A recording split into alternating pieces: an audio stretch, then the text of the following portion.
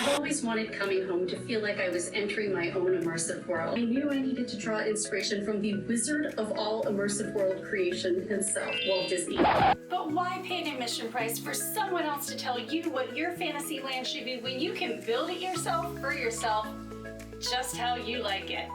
So today I'm going to show you how I built this thatched A-frame roof inside of my home tiki bar, the Sunken Compass, introduce our newest inhabitant, Mo, and make a delicious low-carb on the high seas version of the Nui Nui cocktail. Before we make our 1937 Donn Beach cocktail, the Nui Nui, let's introduce our new friend, Motua Aiko Kava Kava, but we just call him Moai Kava Kava, or Mo for short.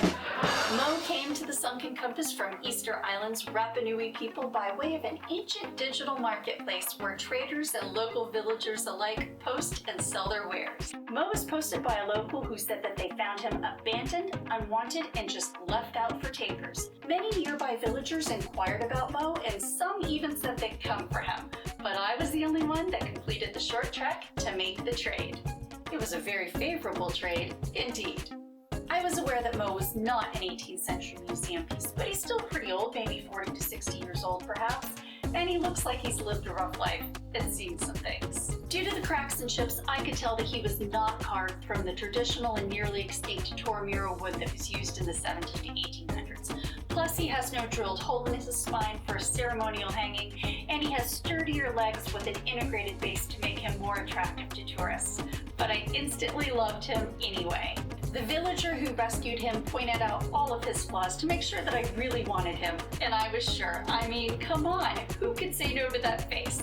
And then there's that cutie patootie little booty. I mean, come on. I assured her that this homeless and discarded Aku Aku would suffer and wander no more. His home was now the Sunken Compass where he'd be loved and adored, flaws and all. In honor of Mo, we'll make a low-carb on the high seas version of the Nui Nui cocktail. And then I'll show you how I made the Sunken Compass's indoor A-frame that shelters Mo, his PNG friend Wanjim, or Jim for short, the Whitco ship, and Dragon Couch. I'd considered making a low-carb on the high seas version of the Suffering Bastard, since I already have the mug from Suffering Bastard in Sanford, Florida, which is a Moai Kava Kava created by the talented John Mulder and crew at Ikampukum. But I've already made the Suffering Bastard in my episode called My Secret Formula for Unforgettable Drink Menus, No Design Skills Needed. And if you know me, you know I like a challenge. I needed to figure out how to create an orange-flavored drink without the carb-heavy orange juice. However, the orange garnish is still permitted though.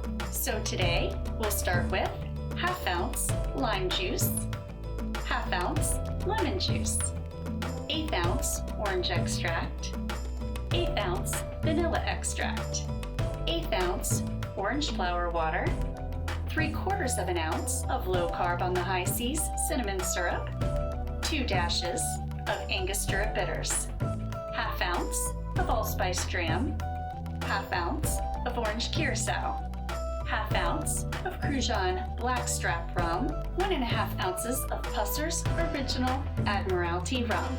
Flash blend with pebble ice or shake vigorously. Pour into a tall mug, highball, chimney, or hurricane glass. Garnish with a long orange twist, cinnamon stick, sprig of mint, and a straw. And since Nui Nui translates to very big or immense in the Rapa Nui language, I knew it was the perfect way to describe the large A-frame I built inside my home tiki bar. Since I built the A-frame before I started Pretty Spooky Presents, I didn't film its creation, but I did take a few photos and keep a list of tools and materials which I'll gladly share so you can make your very own Scaradise at home too. I will definitely pause here to note that this is an interior structure not meant to withstand the weather and elements outside. It's a decoration and a focal point to set an atmosphere under which even Disney himself will be proud to lounge and share a Nui Nui with Mo and Jim. In my very first episode of Pretty Spooky Presents called The 6 Tips That I Stole from Disney to Create My Home Bar, tip number 3 is to have an anchor or focal point that tells the story and creates an atmosphere that is otherworldly. And this dark and exotic A-frame is certainly no pink sparkly castle. I knew that had to be Nui Nui and attention-grabbing right away. So I put on my Imagineer hat and began by creating a quick visual representation on my computer. I got out the measuring tape and began determining the angles and dimensions that would fit the room, the scale and proportions that would match the Whitco Dragon Couch and accommodate the Whitco Viking Ship's frame. Your measurements will vary based on your space, furniture, etc. I marked an outline on the wall with painter's tape, and then I erected a simple shelf out of a 1x8 board which I torched, wire brushed, and oiled to match the adjacent Whitco pieces. And I kept looking at the scale to make sure the proportions were just right while I decided on the type and quantity of materials that I'd need. First, I Dremel carved, torched, wire brushed, and oiled a 2x4 ridgepole and bracket, since it would be a structurally functional element that would hold the very heavy lighted fish float, and it would be a decorative accent with thematic carvings to match the backstory to our bar. You can learn more about the backstory to our bar in the episode called The Lore of the Sunken Compass, a barnacle-encrusted backstory, and a low-carb riff on the Mai Kai's mutiny. I'll link that episode on Tiki bar theming in the description. I knew the plastic thatch and split bamboo wainscoting would be very heavy, especially when combined. So I needed a fairly sturdy frame and rafters to attach to the wall, which wouldn't take up too much visual space since everything needed to be of similar scale. I used 1x6 boards for the stringers to attach to the wall and for the graduated rafters, which get shorter as your eye moves down the slope. This gives it that classic A-frame look, and another bonus of this backward angle is that it doesn't obscure sight lines while you're lounging on the Dragon Couch, and it makes entering and exiting the Dragon Couch easier, ensuring no one gets thatch in the eye, which really hurts. I torched, wire brushed, and oiled these to match the ridgepole and the shelf. Then I went back with a small paintbrush dipped in ebony stain to cover up any freshly drilled pilot holes. I wanted this A-frame to look like it had been here for an eternity, so no fresh wood or visible hardware could remain. Plywood sturdy enough to hold the thatch and bamboo would be very heavy and very difficult to work with, especially overhead.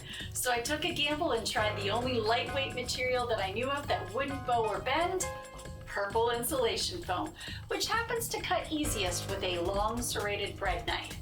And because nothing adheres to insulation foam, I coated it with a tinted dry lock sealer, which also prevents any purple from accidentally peeking through.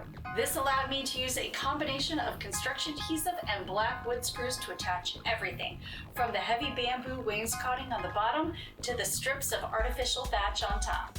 I used a healthy squeeze of construction adhesive on the surface and inside of every screw hole before the screws went in. This keeps the screws from wiggling and accidentally enlarging the holes in the foam later. And this also meant that I had to wait overnight for the adhesive to dry before moving the panels between steps. And since I couldn't find bamboo wainscoting in the exact shade I wanted, I sanded off the slick finish and applied a double coat of dark stain with polyurethane included. And while I'm very happy with my custom result, I'd recommend waiting for the manufacturer to restock the color you want, rather than going through all that trouble for a somewhat fragile finish that scuffs easily and will require touch-ups after installation. I'll also mention that the dense bamboo slats are glued to fabric and do not fare well with the jigsaw, which shreds the bamboo and tears it from its fabric backing. The Dremel with a cutting wheel gives a nice clean cut that doesn't shred, splinter, or require sanding. Just be sure to have plenty of cutting discs on hand as the tough bamboo wears them down quickly. Once I had the bamboo cut, stained, and affixed to the underside of the foam boards with plenty of construction adhesive, I was able to lay the rolled thatch in the sun to relax, cut, and arrange in rows that match the shape of the foam boards in an overlapping cascade from the top down. I scored the last inch of every row with a utility knife, bent it, glued it, and secured it with a screw around the front edge of the roof panel, ensuring that there were no gaps for the coated foam to show. And to make the installation of the thatch even easier, I had pre-marked where I wanted each row to go, laid the thatch in a reversed order that they would be put on, working from the bottom up, and I put on a generous line of construction adhesive, pressed the thatch in, followed by 2 to 3 screws depending on the length of the thatch, and I added a temporary row of wide painter's tape to ensure better adhesion while drying, which was especially helpful at that bend that wraps the front edge. As I went along, I kept matching up all of the pieces, laying everything out on the patio, double checking measurements in between every step, making sure that I wasn't getting any angle out of alignment, because I knew standing on a ladder with heavy panels above my head was not the best time to discover the angles no longer matched. When I was sure everything was going to fit smoothly, I installed a hardware cloth backing in case I wanted to hang anything later, since that wall is constructed of good old-fashioned concrete covered in 1954 plaster. There's no modern drywall here. Drilling holes to hang a mask or a war club later would not be easy, so I figured heavy gauge hardware cloth covered by a fabric backing and simple S-hooks would be a better solution. I used a replica tapa print fabric that matched the warm hues of the Whitco ship and the Dragon couch. I haven't needed this feature yet to hang small items, but it's there if I do.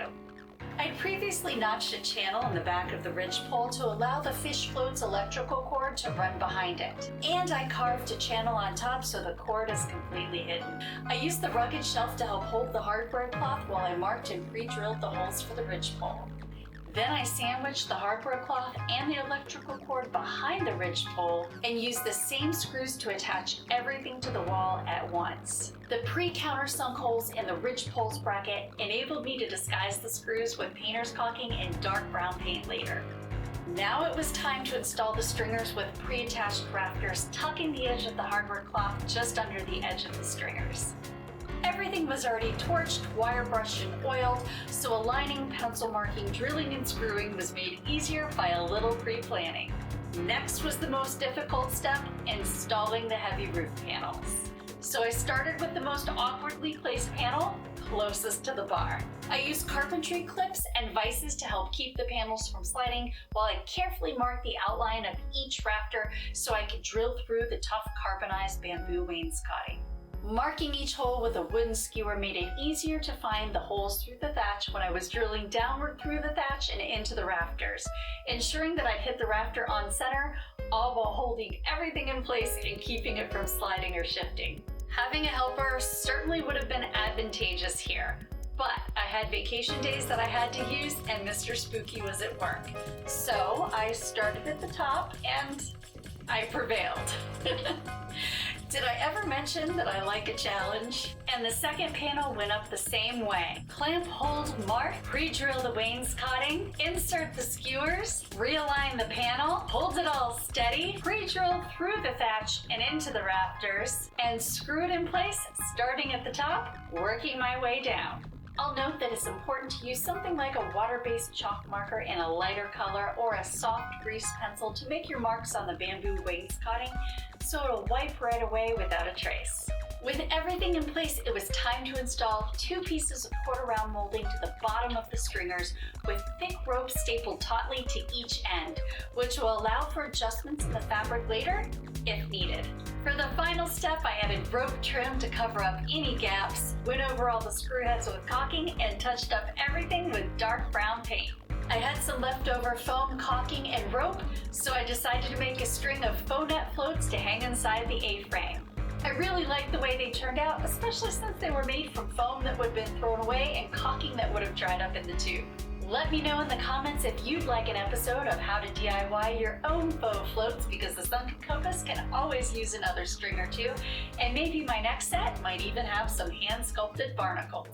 And now you too can have an anchor or a focal point in a Scaradise of your dreams without the long lines or outrageous admission price. Let me know in the comments if you have questions about any of the steps, materials, or tools. Be sure to let me know if you tried the Nui Nui recipe and if you prefer yours to be low carb on the high seas now too. Thanks so much for joining Mo and me today at the Sunken Compass. I loved being your haunted hostess. You were a wonderful guest and you're welcome back always. Farewell until next time. Cheers. Can I do this without being weird? Let's see. And if you know me, you know I like a challenge. Yeah. Mo was posted by a local who said that nope, that's a weird thing. You were doing so good, little bird. Introduce you to our newest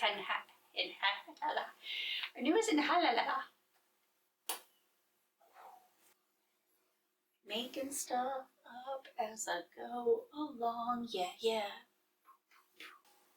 I think he's adorable. Perfect to describe the massive A-frame that I built, the large.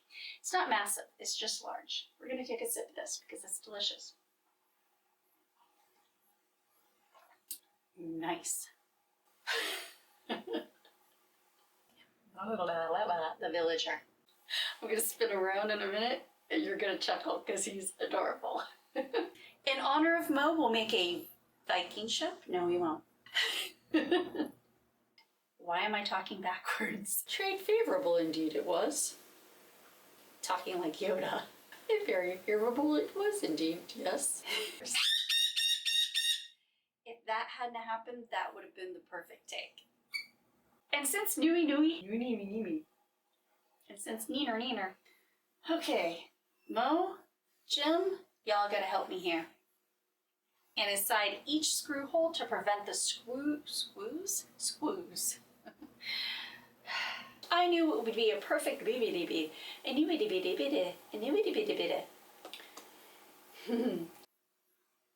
Okay, something there in there has to work.